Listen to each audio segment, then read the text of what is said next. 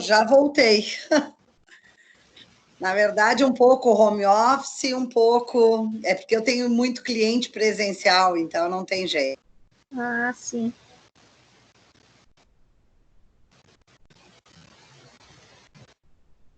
Notícias não são promissoras, né? Porque vocês viram a quantidade de óbitos que tivemos na última 24 horas, foi punk, né?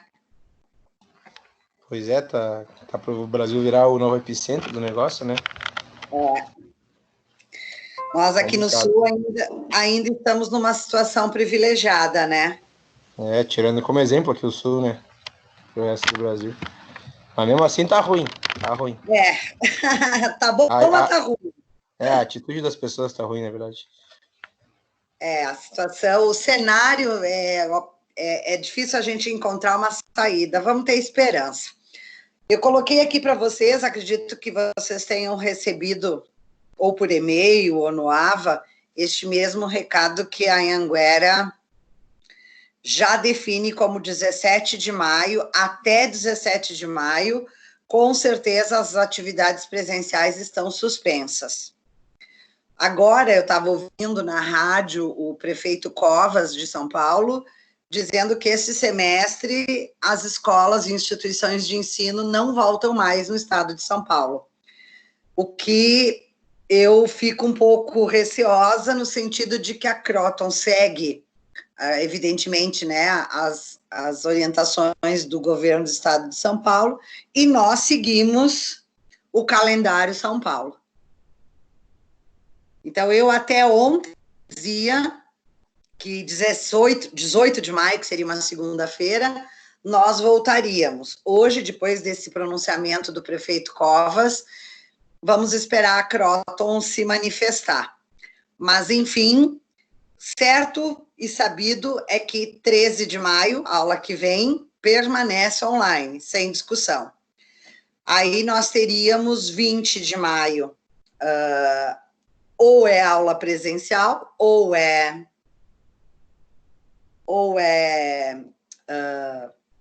online, e 27 de maio seria o nosso trabalho avaliativo, segundo bimestre, que, de novo, eu faria uma apresentação e tal, vamos ver, vou repensar, eu preciso ter certeza se voltamos ou não, né? 3 de junho, talvez a gente melhore um pouco isso, vamos ver se vamos voltar, seria uma data que eu sempre deixo para revisão de prova. Vocês foram bem na primeira prova, a prova do segundo bi é cumulativa, cai todo o conteúdo, e até que se prove o contrário, nós vamos seguir esse calendário, seria 17 de junho, 4.000 pontos, se for online, segue no mesmo patamar do que foi a primeira, se for presencial, é presencial da mesma forma.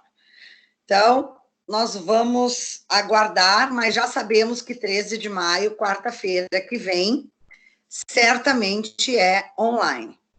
Nós estamos rigorosamente dentro do cronograma, eu acho que em nada se teve prejuízo.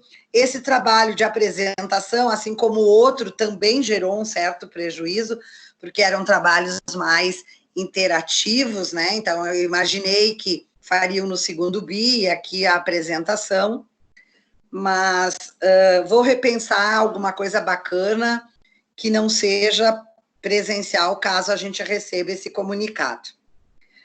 Ok? Tudo certo, então. Deixa eu ver se mais alguém chegou. Só a André e o Eric, então nós vamos seguir. Bem, hoje nós temos 2 conteúdos para ver, e o primeiro deles, que é a organização, na verdade, como eu já disse para vocês, alguns temas que são muito nativos de ADM, para vocês que já fizeram diversas disciplinas, é mais como uma revisão e, de novo, a gente trazer o enfoque para o cenário atual, para este momento contemporâneo e poder pensar em modelos de gestão.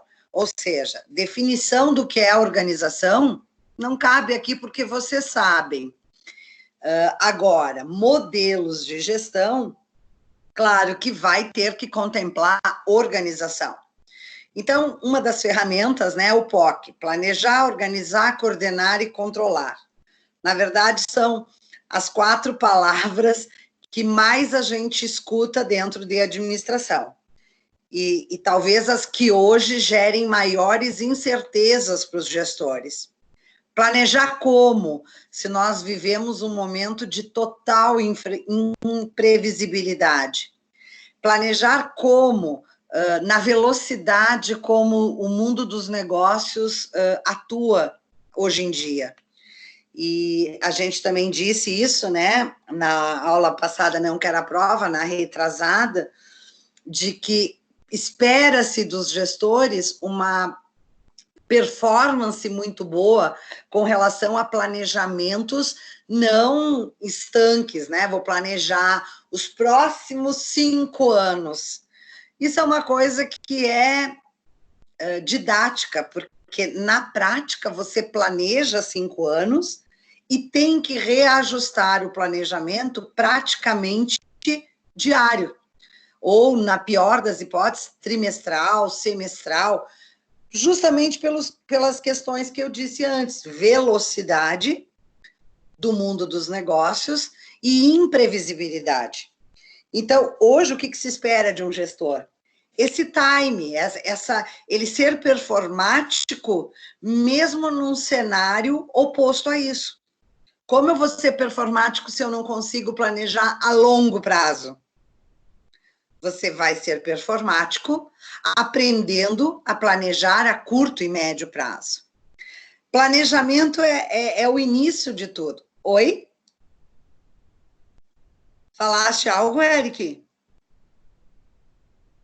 Não, prof, tá no mudo meu microfone aqui. Ah, tá. Planejamento é o start de todos os conceitos administrativos. Então, a gente tem algumas metodologias que e nós falamos, quando falamos de projetos, modelos ágeis. E aí a gente leva para o mundo dos negócios como um todo. O que é planejar dentro de um conceito de modelos ágeis? É planejar a curtíssimo ou médio prazo e fazer um planejamento que seja execuível, que eu consiga organização, acompanhamento para coordenar, para liderança, para ter tempo de controlar e fazer correções, como a gente pensa no planejamento estratégico. Pensávamos sempre didaticamente em 5 anos, agora vamos pensar em 5 dias, 1 semana, 5 meses.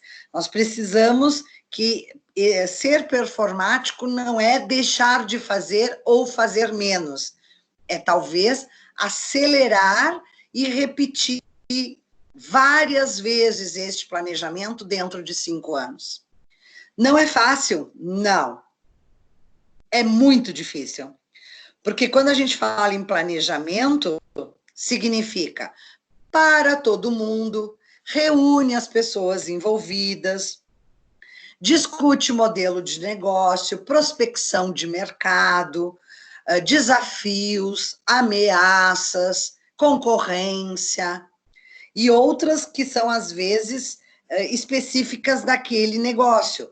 Importação, taxa de dólar, enfim, e desemprego, enfim. Como fazer isso sendo performático? Como não deixar de fazer, mas encurtar o espaço com que faço isso e reeditar esse planejamento de forma muito mais frequente. Por isso é muito difícil. E aí a gente encontra alguns suportes de ferramentas, né? De novo, tecnologia. Eu preciso poder fazer esse planejamento tendo informações muito mais rápidas, muito mais precisas, muito mais assimétricas. Se eu tenho que envolver 20 gestores, a simetria da informação é ela estar disponível para todos ao mesmo tempo, online. Então, eu tenho que fazer esses planejamentos Provavelmente online, todo mundo acessando os mesmos números, trabalhando em cima dos mesmos cenários. Talvez eu deva ter um BI, que eu possa fazer simulações rápidas para projetar o meu mês seguinte, já para tomar decisões agora. Então, não existe uma maneira que facilite que não seja a automação, que a gente busque esse aporte na tecnologia. E aí, claro, tudo isso já vai estar corroborando para a organização, para controlar e para coordenar. Mas é, sem dúvida, um dos maiores desafios que os administradores e gestores, de um modo geral, têm. E vocês vejam que aqui a gente começa, né, pegando a temática acadêmica. Como que eu me organizo? Bom, eu tenho que ter objetivo claro, vários objetivos claros, porque a minha organização envolve objetivos com a minha equipe, objetivos com os meus pares, os setores coligados, objetivos macro da companhia. E aí eu preciso dividir o meu trabalho, assumir responsabilidade, chamar para mim a unidade de comando, a autoridade. Preciso desenhar um modelo de trabalho que talvez não seja hierarquia por função, talvez seja por processo. Preciso ser muito dinâmica e dominar muito, tem que estar no nosso DNA, todos esses conceitos e estratégias para que eu seja performático. Porque eu preciso, talvez, rapidamente pensar que a estrutura, o desenho do meu setor estrutural não está legal para o momento que a gente vive hoje. Eu preciso rapidamente mudá-lo, talvez para o meu próximo planejamento, daqui a 30 dias, e voltar ao que era. Então, a célula administração, ela sempre foi orgânica, mas hoje ela é uma célula muito viva, latente, e talvez isso que nós, gestores, não estejamos preparados ou dispostos, né? Porque é cada dia um novo projeto. E para isso você tem que ter muita energia e sinergia com a tua equipe. Então, é realmente um grande desafio. Vocês vejam, quando eu penso em diretoria, eu falei do desenho do setor. Bem, a diretoria pensa no desenho da organização como um todo. Já se eu sou uma gestora intermediária, eu já tenho que pensar no meu departamento. E se eu sou operacional, eu tenho que pensar no desenho do cargo, das tarefas. As pessoas vão ser multifuncionais, vão ser especialistas. Então, eu vou ser tão mais sintético ou analítico conforme o nível de gestão que eu estiver. Mas, de qualquer forma... Oi? A Mel mandou uma mensagem para tu aceitar ela, por favor. É que quando eu tô, eu não enxergo. Entra no ritmo e vai, né? Nem ouvi o barulhinho. Mas já entrou, Melissa, seja bem-vinda. Então, independentemente do nível que eu estiver aqui, certamente qualquer uma dessas etapas, elas existirão com uma totalidade, uma exigibilidade maior ou menor. Mas essa performance a que eu me refiro teria que ser em todos os níveis. Olha só, o famoso e tradicional organograma da empresa, que, vamos dizer, 2, 3 décadas atrás, todos os diretores se orgulhavam muito desse mapa hierárquico. Muitos, inclusive, reproduziam e espalhavam pela empresa. Esse é aqui, ó, o desenho organizacional. E ele normalmente é feito e reavaliado quase nunca. Alterado, jamais. E se eu estou dizendo que para sermos performáticos, os 3 níveis deveriam estar frequentemente olhando para dentro da sua organização e enxergando se esse desenho é adequado para o momento. Ele pode ter sido adequado até ontem. Vocês vejam que o momento que nós estamos com as empresas de um modo geral, ou com as atividades suspensas, ou com redução de jornada, nós temos muitos gestores, pouca equipe trabalhando, pouquíssimo trabalho sendo acontecido e custo elevado. O desenho organizacional precisaria ser modificado para essa etapa. Vai dispensar mais pessoas? Quando a gente fala em pessoas, o nosso comprometimento social é imenso. E a gente não consegue separar pessoas da empresa. Isso é um erro. Eu tenho, sim, que sempre estar com um olhar nas pessoas e um olhar na organização. Outro dia eu comentei numa equipe, o que adianta a empresa salvaguardar tantos empregos, garantir, porque é uma empresa humana e tecnicamente sem condições de estar garantindo isso. E daqui a 30 dias, 40 dias, todo mundo perde o emprego e a empresa fecha.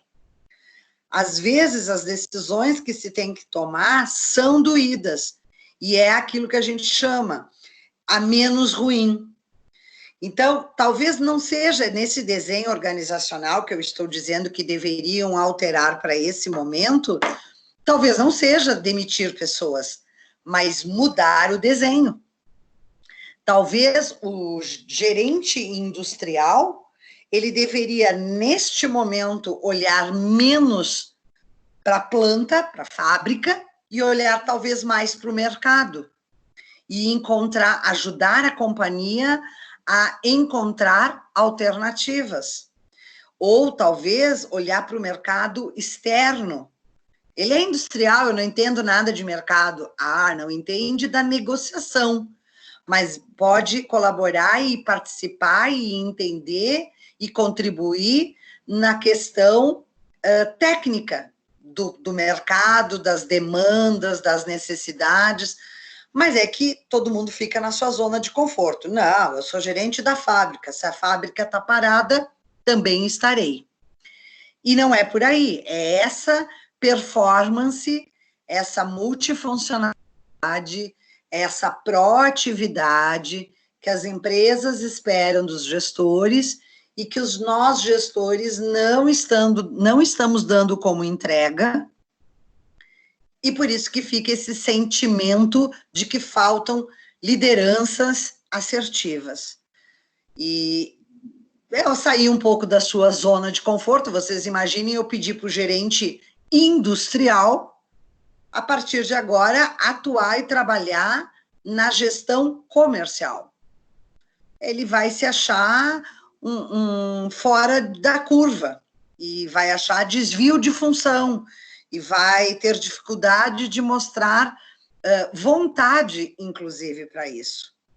E eu não volto a repetir, né? Salvaguardando casos específicos, não seria um problema de competência, porque ele poderia, sim, ter dificuldade na negociação, naquela habilidade de trato com o cliente, de estratégia, de abordagem. Talvez isso não precisasse fazer, mas ele poderia explorar outras coisas da área comercial que são pertinentes ao seu conhecimento, tenho certeza.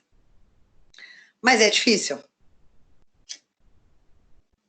Uma empresa de grande porte que tenha gerente de RH, de recrutamento e competências, e de departamento pessoal, 2 gerentes. Bom, recrutamento nessa época faz o quê, gente? Recruta quem e para quê? Para nada.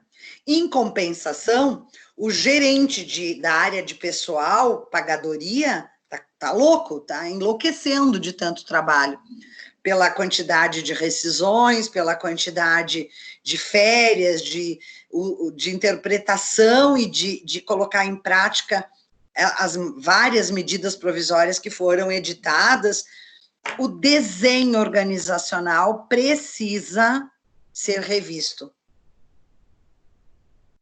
E a gente insiste em se manter rígidos, endurecidos naquilo que a gente viveu ontem, porque até ontem funcionou. Eu falei um pouco sobre isso, né, que nós temos departamentos funcionais, ou por produto, ou por cliente, ou geográfica, ou a matricial, que é o que eu estou dizendo agora. A empresa poderia vir perfeitamente na funcional, que é o mais comum. Os departamentos são subdivididos por atributos da sua atividade, a função que exerce. É o mais natural. A matricial, ela é híbrida, ela mistura tudo. Funcional com produto, geográfica com cliente.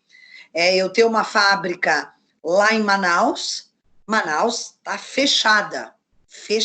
A cidade está fechada. Imaginem as empresas. Ótimo, vou trazer esse gerente, vou mudar de geográfica e vou trazer para cá, híbrida. E ele nem vai ser da fábrica, ele vai ser da qualidade aqui. De novos produtos. Eu preciso ter essa dinâmica, eu preciso ter essa agilidade. Lembrem-se, o mundo dos negócios é como andar de bicicleta. Precisa de movimento para manter o equilíbrio. Essa frase é fantástica, ela pode ser adaptada para várias circunstâncias, mas dita para nós, empresas, trabalhadores, gestores, cai como uma luva. Você todo dia achar que deve fazer as mesmas coisas para receber os mesmos valores, um dia você não terá o que fazer e, por consequência, não terá salário a receber. Uma empresa que acha que pode manter seus produtos, sua estrutura, seus processos, seus modelos de organização, sempre da forma como já foi criado, um dia não vai ter departamentos para modificar, nem pessoas para qualificar, para tornar multifuncionais, nem pessoas preparadas para o enfrentamento de desafios, de dificuldades. Esses dias eu postei no Face, né? Eu adoro essas frases, há quem me critique muito, porque elas costumam ser clichê. Eu sei que são clichês, mas se nós conseguirmos interpretar e trazer para o nosso mundo, para mim está valendo. A frase dizia mais ou menos assim: homens fortes criam situações favoráveis e geram homens fracos. Homens fracos vivem situações difíceis e geram homens difíceis.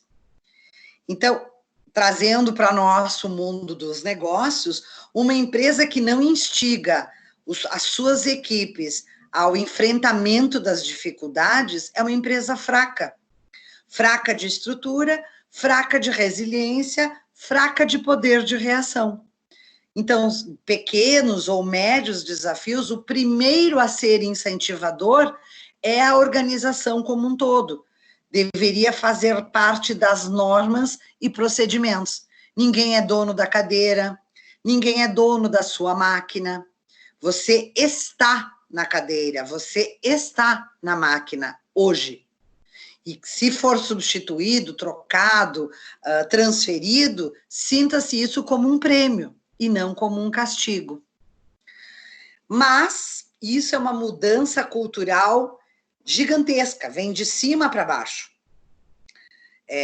Os diretores, a presidência das companhias já são engessadas.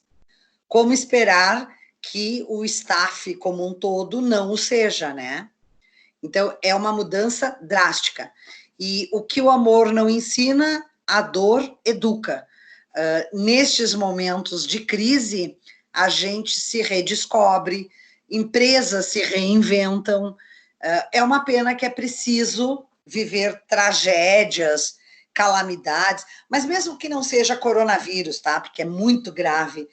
Vamos pegar casos pontuais, empresas que entram em recuperação judicial. Passaram anos com as torneiras abertas, sem unidade de comando, casa da mãe Joana, perdendo prejuízos absurdos, até um dia que se torna insustentável. Intervenção judicial. E aí aprendem a fechar as torneiras, aprendem a valorizar cada centavo, aprendem a fazer planejamento, aprendem a usar gestão e ferrar. Quer dizer, precisa de uma tragédia para que se eduque. É uma pena, mas também faz parte da nossa cultura. Rapidinho, o que é a funcional? É aquela estrutura que, conforme a atividade, agrupa-se num setor, com uma chefia. Então, eu tenho um chefe, que é de 3 chefes, mas aqui é tudo relacionado a marketing, publicidade, venda. Aí aqui é tudo relacionado a ADM, RH, contabilidade, contas a receber, né? E a área técnica, fábrica. E aqui um gerente geral, uma coisa de uma empresa pequena. A geográfica, como o próprio nome já diz, né? Dividir por regiões. E aí nós temos, às vezes, dentro da companhia, alguns setores que se enquadram na geográfica. Por exemplo, a área comercial. É muito comum a área comercial mapear as carteiras dos seus vendedores por região. E automaticamente já tem um gestor aqui para cada região. Nós temos ainda, aqui é por produto. Um exemplo clássico por produto, os bancos, por exemplo. Nós temos gerente de investimentos, gerente de operação no caixa, operação na agência, perdão. São produtos. Gerente de seguro. Então, eu poderia, sim, ter uma estrutura por produto. Supermercados, lojas de departamento muito grandes também se utilizam disso. Então, se vocês pegarem a Colombo, sim, tem uma diretoria de compras e tem um gerente de compras só de eletrônicos, tem um gerente de compras só de móveis, tem um gerente de compra só de utilidades domésticas. Enfim, nós podemos ter por produtos. E aqui o supermercado é bastante comum quando o mercado é muito grande. Então, se vocês pegarem um Carrefour da vida, tem diretorias por áreas, como aqui eu mostrei, né? Lácteos, açougue, hortifrutis granjeiros e louças, tanto para compras quanto para promoção, para vendas, para expositor, para definir novos fornecedores. Claro que depois vai ter aqueles profissionais que são genéricos, tipo o caixa, né? Agora, o pessoal aqui do açougue, da fiambreria, está sempre debaixo de uma estrutura. Funciona legal? Funciona porque as características são muito diferentes. Comprar eletrônicos e comprar móveis é bem diferente. Oi? Tu não vai me bater de novo, tá? Agora tem o Giovanni pedindo para entrar aqui. Querido, obrigada. É que eu não vou... Beleza. Prometo que eu não interrompo mais, tá, prof? Não, por favor. Faz um favor, porque eu realmente não vejo que eles estão entrando, né? Então, assim, eu dizia que é bastante pertinente departamento por produtos quando nós temos, principalmente na área do comércio, uma variedade muito grande e diferente, né? Eu comprar eletrônicos e comprar móveis é completamente diferente e exige uma habilidade técnica e estratégia de vendas diferente também. E vocês vejam, Magazine Luiza, pelo app, né? Tem até um departamento que é mercado. Vende shampoo, desodorante, entregam em casa. Se tiverem oportunidade, aqui não é nenhuma propaganda, mas é um exemplo, né? Claro que se vocês forem na loja de Magazine Luiza, acho que não tem para vender, mas pelo app tem. Fizeram parcerias com os fornecedores de detergente, produto de limpeza, Omo, para terem preços especiais para vender pelo app e entregam em casa. Alguns produtos conforme a região, sem preço de frete. É uma técnica diferente, é uma estratégia que talvez com um eletrônico como televisão não se conseguiria um preço tão bom. Vou dar um exemplo de preço. Omo 5 quilos no mercado, 39. Omo na promoção de um dia aí, 5 quilos, 18. Então, pelo app, sem frete, entrega em casa. São coisas que talvez haja, sim, a necessidade dessa distinção de gerências específicas. Por cliente, então, aqui o meu exemplo é a loja de departamentos, em que, da mesma maneira, poderia quase que se dizer que seria por produto. Mas, como eu não vou dizer gerente de camisaria ou gerente de calça, eu vou dizer gerente do departamento que vende roupas infantis, e o gerente do feminino, e o gerente do masculino. Mas a essência é a mesma do que do produto. Comprar e vender roupa infantil é completamente diferente de comprar e vender roupa masculina. No conhecimento da moda, no tipo de fornecedor, na região que eu vou comprar para o fornecedor. Então, aqui no feminino, eu vou comprar muito provavelmente em Minas. E aqui, o infantil, eu vou comprar muito em Santa Catarina.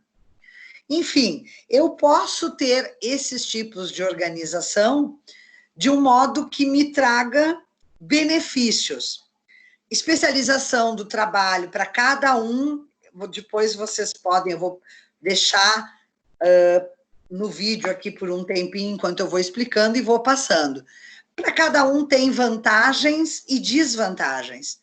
Mas, basicamente, eu vou sempre procurar aquele que me dá lucro, agilidade, segurança. Então, quando é funcional, é óbvio que eu vou gerar segurança para a minha equipe. Eu sou expert em apertar botão. Vou trabalhar apertando o botão. E eu posso ficar anos apertando o botão. É óbvio que eu tenho um prazer, uma satisfação, porque eu estou na minha zona de conforto. A minha orientação toda é para aquela, a minha preparação, a vida inteira foi para aquilo e eu executo aquilo. Tem muito mais vantagens a funcional para o colaborador, quase sempre, do que para a própria empresa. Gera uma estabilidade de eu agrupo pessoas, gestores, todos afins. É como se fosse a mesma tribo reunida e falando. Se eu esquecer de que como é bom ter uma ovelha negra no meio de um grupo para botar uma pimenta, para fazer o papel do diabo, para criticar, porque isso movimenta. De novo, para que a gente cresça, para que haja equilíbrio, teria que existir movimento. A funcional é bem estabilidade, a característica dela. Então, quer dizer, eu não preciso me adaptar, porque eu já estou adaptada, isso é uma desvantagem. A comunicação, por que ela é deficiente? Porque, de novo, a gente está acostumado aqui com a nossa tribo. Agora, com o setor do lado, eu quero mais é que eles se lasquem. Várias empresas dentro de uma mesma empresa é o que, em última análise, a funcional nos leva. Então, o meu prazo é do meu setor. Não importa se a empresa como um todo não cumpriu um prazo. Eu cumprindo o meu prazo, nem sei da vida dos outros. Então, é um individualismo que nem sempre é legal. Se você pegar a matricial, nós temos, que é aquela híbrida, claro que nós temos algumas desvantagens. Eu posso ter 2 chefes, e isso fere um dos princípios da administração, que é dupla subordinação. Só que o conceito da matricial é eu ser multifuncional.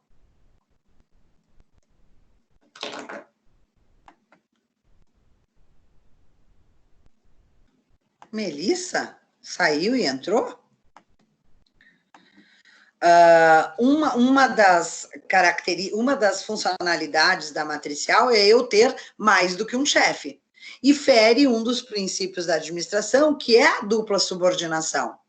Só que se eu, na híbrida, eu posso estar tanto pintando, estaria subordinada ao departamento, à chefia da pintura, como também lá no almoxarifado. E aí eu estaria subordinada ao almoxarifado, em momentos diferentes, porque eu não tenho um clone.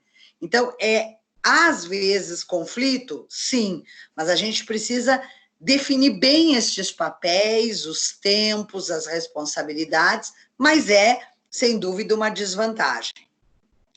Vantagem de produtos, a gente já comentou, a parte de recursos, de experiências, alocação de capital especializado é uma das vantagens.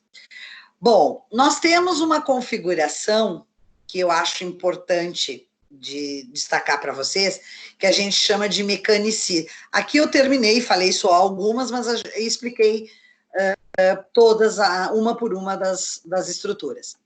A configuração mecanicista, ela é uma teoria administrativa, como aquelas que já tinha Taylor, Fayol, humanística. Nós temos a mecanicista. Eu trouxe essa definição porque eu acho que vale aqui a gente fazer vários parênteses. Autoridade centralizada no topo, muitas regras e procedimentos, minuciosa divisão de trabalho, amplitudes administrativas estreitas e meios formais de coordenação. Ela é uma teoria que busca engessar. Então, eu tenho uma unidade de comando e, para isso, eu tenho que ter muitas regras para que todo mundo saiba o que fazer, já que eu não posso estar em vários lugares ao mesmo tempo. Todo mundo sabe exatamente o tempo que deve ficar sentado, apertar o parafuso, largar o parafuso. São processos definidos, divisão de trabalho rigorosa. E eu tenho maneira de saber, de minuto a minuto, o que cada um está fazendo, que tipo de refúgio, de prejuízo, de lucro eu tive. É uma robótica com seres humanos. E como nós estamos indo, e o meu próximo assunto já é a indústria 4.0, como nós estamos indo, estamos navegando já nesse mundo da robótica, que tantas pessoas criticam, na verdade é isso aqui. Só que poucas pessoas, seres humanos, e muitos robôs, que não têm poder de decisão. Por isso eu vou ter que ter muitas regras, procedimentos, processos e controle sobre tudo que está sendo feito. Estou defendendo a teoria mecanicista? Não. Estou defendendo que a mecanicista, departamento por produto, a híbrida, a funcional, a geográfica, a que nós tivermos disponível para utilizar, é perfeita se o nosso negócio assim exigir. Mas como regra para todos os negócios, todos os departamentos, durante e enquanto a empresa existir, é isso que eu não concordo. É aí que está o nosso maior erro enquanto gestão. Eu sou vendedor, nunca vou trabalhar em compras. Está errado. Você é vendedor e numa hora que puder, que tiver a oportunidade, você deveria trabalhar como comprador. Porque voltando a vendedor, você estaria mega preparado. Ou, indo para comprador, sabendo o que é vender, você seria o melhor comprador. E não necessariamente tenha que ser promoção, pode ser temporária, numa determinada situação. Essa estrutura rígida, existem casos que não há alternativa. Vou pegar a pessoa lá de contas a pagar e vou botar a trabalhar no jurídico, ser advogada da minha empresa. Claro que não, né? Essa área é uma área que, sim, exige realmente ser funcional. O jurídico, talvez a engenharia, a medicina ocupacional, segurança no trabalho, nós temos várias áreas, mas mesmo assim, ó, gente, segurança do trabalho. É um cara que pode ter uma contribuição fantástica lá na linha de produção. Não sei nem apertar parafuso. Talvez tenha que se envolver e aprender e fazer treinamentos e cursos. Todas têm aplicabilidade.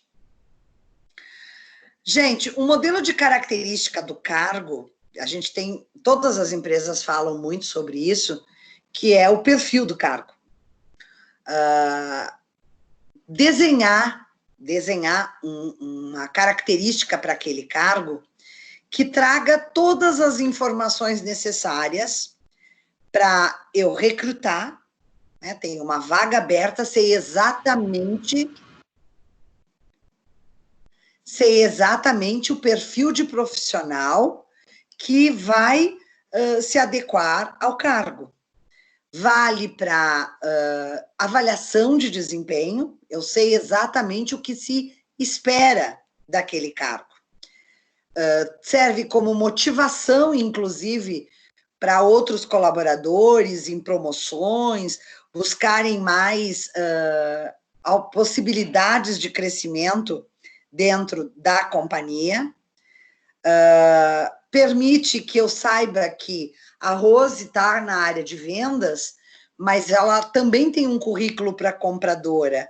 E essa minha habilidade de comprar me gera uma autonomia, às vezes, no que vender ou no que sugerir que seja comprado. Então, me dá uma grande pertinência sobre o cargo que eu ocupo. Sim, professora. Oi. Giovanni, hoje na empresa que eu trabalho, depois das 6, nós tivemos uma reunião com o setor de vendas lá, né? Só os vendedores e tal.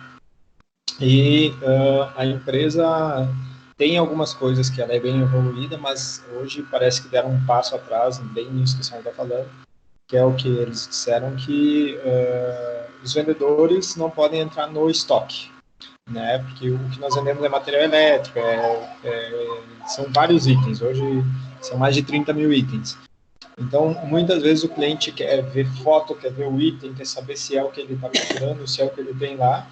E aí o pessoal de vendas obrigatoriamente tem que entrar no estoque para olhar o produto, para tirar foto e, querendo ou não, tu acaba conhecendo mais os produtos, os itens que tu vai vender, visualizando eles, né? Não só vendo uma descrição num sistema. E aí hoje eles disseram que não pode mais, né? Então, tipo, antes nós tínhamos livre acesso e agora, é claro, mudou o gestor da logística. E aí esse gestor não quer que entre mais nada. Olha, nem sei qual é a empresa, nem gostaria que você citasse o nome, nem sei quem é o gestor, também não vem ao caso, e vou te resumir numa palavra que me revolta bastante: bril. Bril. A vaidade de ego. Ou em outra situação, aconteceu algum problema, um vendedor entrou, esbarrou num produto e quebrou. Pronto, ninguém mais entra no almoxarifado. A gente cria regras a toda hora, não que as regras não sejam importantes, mas criamos regras em detrimento de coisas sem levar em conta o prejuízo que a regra traz. E quando é bril, então é pior ainda. Eu agora sou a chefe... E o exemplo que eles deram foi mais ou menos Aconteceu um problema com o vendedor que entrou, reclamou, xingou, teve uma discussão, e aí por isso que eles tomaram essa decisão também. Mas o exemplo que eles deram é: pensa tu na tua casa, tu é o dono da casa, tu tem a tua despensa. E aí entra uma pessoa de fora e vai mexer na tua despensa. Não quer. Então, eles querem que só os donos da casa mexam. Né? Então, esse foi o exemplo que deram para justificar isso. Nossa, se eu estivesse na reunião, eu ia ser demitida. Porque eu diria o seguinte: licença, eu estou na minha casa. O almoxarifado, a fábrica, a expedição, o estacionamento, é a bandeira que eu defendo, é a minha casa. Ele está equivocado. Na minha casa, na despensa, uma pessoa estranha não entra, mas meu marido, meu filho, minha empregada, eu mesma, todos nós moramos aqui, todos nós podemos entrar na despensa. Vocês vejam como, nossa, Giovanni, muito pela participação, porque tu traz um exemplo real e prático que justifica o que eu vou dizer. Como as estruturas funcionais fazem com que pareça que nós temos várias empresas dentro de uma única empresa. Ou seja, vendas é uma empresa, almoxarifado é outra. Quer dizer, você não pode entrar no almoxarifado porque você não é da casa, você é da outra casa, a casa vendas. Então, quando é bril, se houve um motivo, né? A pessoa entrou, xingou, brigou, então, ou que nem o exemplo que eu dei, esbarrou, quebrou um produto caro, eu acho que talvez tenha que se tomar alguma atitude. Entrou, brigou, xingou, tá na rua o cara, e não os outros vendedores não poderem entrar. Bati, esbarrei, quebrei, tá errado o armazenamento desses produtos, e não proibir o vendedor de entrar. Sabe quando a gente tem um bebê, e eu estava ouvindo um bebezinho chorando, deve ser o bebê do Giovanni, me deu uma saudade. É a Giovana que está fazendo 30 dias. É a Giovana, me deu uma saudade. Igual o pai. Me deu uma saudade de bebê pequeno, mas saudade é uma coisa que dá rápido e vai embora rápido. Mas, enfim, quando a gente tem um bebê pequeno, e a Giovana vai provar isso para o paizinho e para a mãezinha, a gente tem uma mesa de centro, cheia de pontas, de vidro, e o bebê começa a engatinhar, a gente começa arrancando tudo. Guarda os enfeites, amarra as portas da cozinha para os bebês não puxar, porque é uma criancinha, um bebê que não tem compreensão. Conforme vai crescendo, a gente vai ensinando, não pode mexer aí, você não pode se pendurar no fogão, a gente não tira o fogão da cozinha, a gente não passa a chave para a criança não entrar na sala, a gente vai ensinando.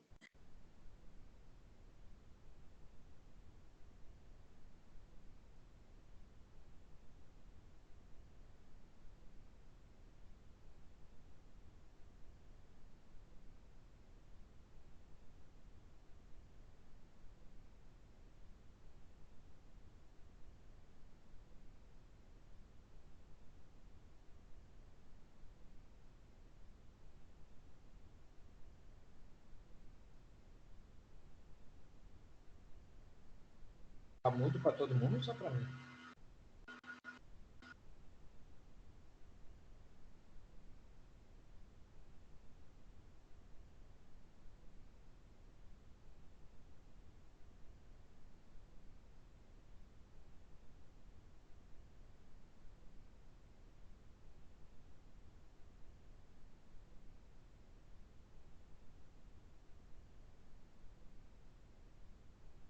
Para mim ficou mudo aqui também.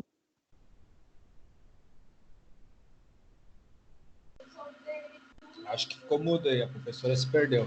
Se perdeu nas tecnologias. Acho que ela tem que sair e entrar de novo, eu acho. Mas tá online ainda? Como é que tá a filha aí, Giovanni? Minha filha é linda igual o pai, né? Não tem? Pra que falar isso, cara? Pelo menos tem saúde, eu acho, cara. Não, a criança é linda.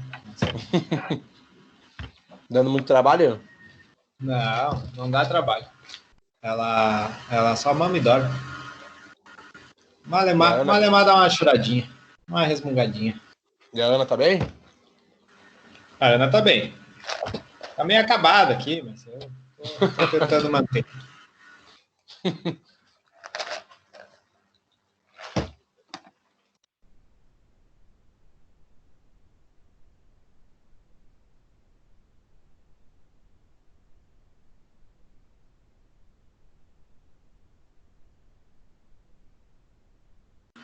Ó, falei da Ana, pesteou o lagarto aqui já.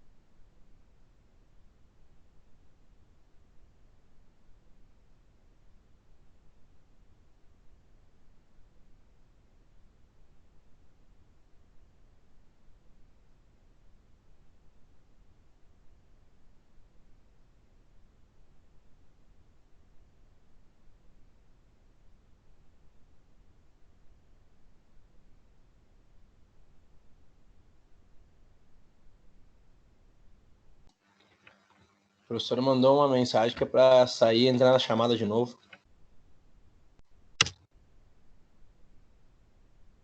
Então vamos embora.